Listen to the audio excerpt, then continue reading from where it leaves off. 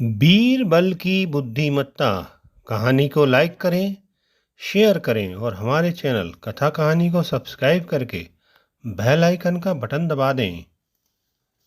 बादशाह अकबर के दरबार में बीरबल विदूषक, अंतरंग मित्र और प्रमुख दरबारी के रूप में रहा करता था। वह बादशाह अकबर के 9 रत्नों में प्रमुख था। तानसेन दरबारी गवैया था। तानसेन का गाना सुनने के लिए दूर दूर से लोग आया करते और अपने अपने देश जाकर उसकी प्रशंसा किया करते। लेकिन तानसेन को गर्व न था। फिर भी दूसरे मुस्लिमों का ख्याल था कि तानसेन के समान कोई न था। इतना ही नहीं, वे अक्सर यह कहा करते कि बीरबल की जगह पर तानसेन को नियुक्त किया जाना चाहिए। अकबर को जब यह बात मालूम हुई तो उसको बड़ा क्रोध आया। उसने कहा, चाहे तुम लोग कुछ भी कहो, बीरबल जैसा आदमी जन्म जन्मों में भी एक भी नहीं दिखाई देगा। तब तो मुसलमान कुछ ना कह पाए, पर बाद में उन्होंने एक सभा का प्रबंध किया। बादशाह को भी निमंत्रित किया गया। उस दिन बड़ी ही गर्मी थी, घुटन थी। दियों में तेल था, बत्ती भी थी, पर अंधकार होने पर भी उन्हें जलाया नहीं गया था। तानसेन के दीपक राग गाते ही दिए अपने आप जल गए और जब उसने मेघ मल्हार गाना शुरू किया तो बारिश होने लगी और घुटन कम होने लगी। तब एक वृद्ध मुसलमान ने अर्ज किया, हुजूर, अब तो आपको मालूम हुआ तानसेन क्या कमाल कर सकता है। इसी वजह से लोग यह कह रहे हैं कि वजीर के ओहदे के लिए तानसेन बीरबल से कहीं अधिक अच्छे हैं। तब अकबर ने कहा, हो सकता है तानसेन बहुत बड़ा गवैया हो, पर वह बीरबल का मुकाबला नहीं कर सकता। चाहते हो तो मैं साबित करके दिखाऊंगा।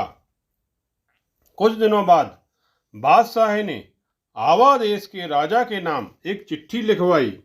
उस चिट्ठी पर सील लगाकर बीरबल और तानसेन को बुलाकर कहा, तुम्हें इस चिट्ठी को लेकर आवा राजा के पास जाना है।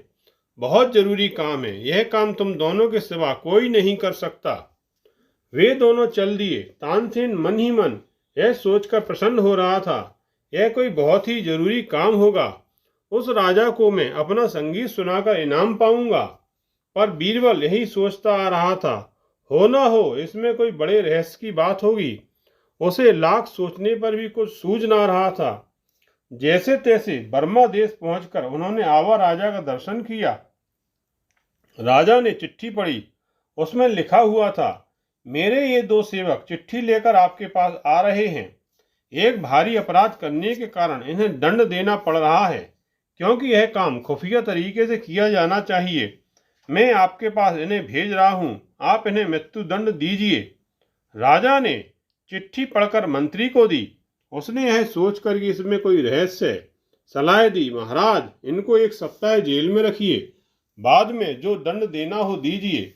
बीरबल और तानसेन के हाथों में हथकड़ियां डाल दी गईं और उनको जेल भेज दिया गया। तानसेन तो पागल सा हो गया। बीरबल की तरफ लाचारी से देखने लगा, जैसे पूछ रहा हो, बताओ क्या किया जाए। बीरबल ने उसके कान में कुछ कहा। सप्ताह का समय बीत गया। जल्लाद आकर इनको वधस्थल पर ले गए। वहां तानसेन और बीरबल आपस में झगड़ने लगे।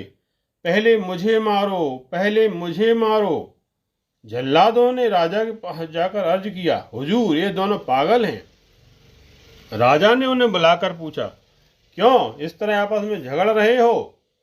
राजा, अगर हमने कह दिया तो हमारा बहुत नुकसान होगा, इसी कारण हम कहना नहीं चाहते। बीरबल ने कहा, सच बताया तो मारे नहीं जाओगे, सिर्फ आजीवन कैद में रखे जाओगे। राजा ने कहा।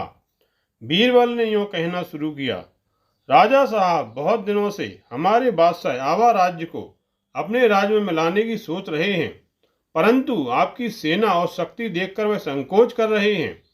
एक ज्योतिषी ने उनसे आकर कहा, राजा, क्यों आप फिक्र करते हैं। अपने राज्य से 2 व्यक्तियों को किसी बहाने पर आवा राजा के पास भेजें।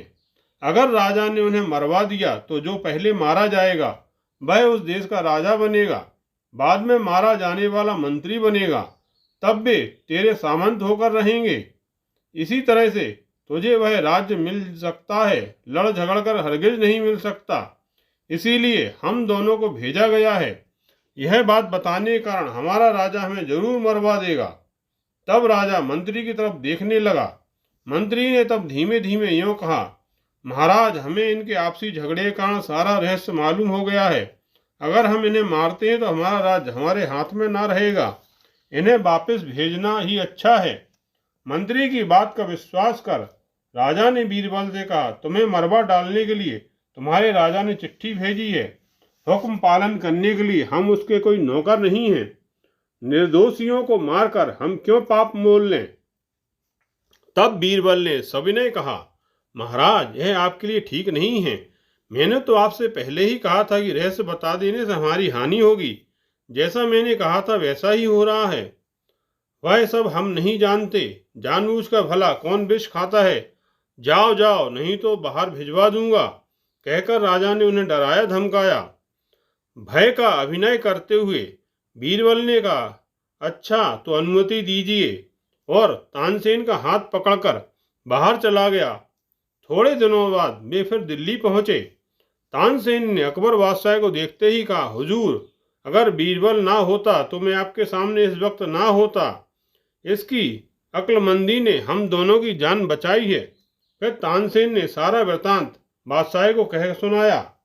तब बादशाह ने उन सब मुसलमानों को बुलाया जो उसकी बात पर यकीन न करते थे।